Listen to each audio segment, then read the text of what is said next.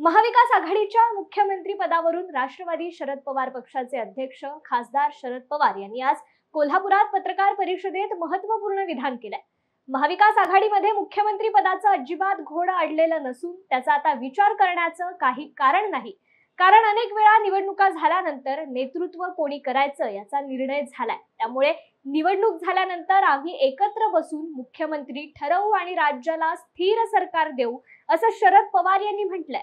मुख्यमंत्री पदाचा चेहरा अजून जाहीर झालेला नाही आणि ठाकरेंनी सुद्धा काँग्रेस आणि राष्ट्रवादीकडे अशी केली, तुम्ही जाहीर करा माझा त्याला पाठिंबाचं।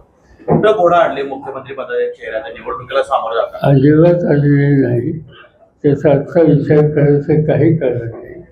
अनेक वेळा असं घडलं की नेतृत्व कोणी करायचं ही निवडणूक झाल्याच्या नंतर, संख्या असल्याच्या नंतर निर्णय घ्यायचा असतो।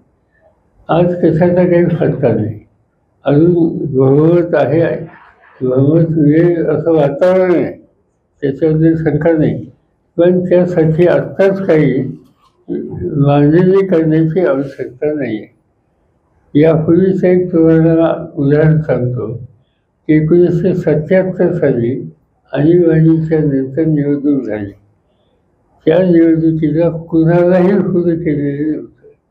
जयप्रकाश नारायणांनी अनाऊन्स केलं की आणीबाणीला विरोध करण्यासाठी सगळ्यांनी एकत्र यावं, एकत्र आणि निवडणुका झाल्या। निवडणूक झाल्यावर मोरारजी देसाई यांचं नाव घ्यायचे, निवडणुकीत मतं मागताना मोरारजीबाईंचं नाव कधीही जाहीर केलेलं नव्हतं आणि त्यामुळे आत्ताच नाव जाहीर केलं पाहिजे या आग्रह करण्याची काही आवश्यकता नाही आहे।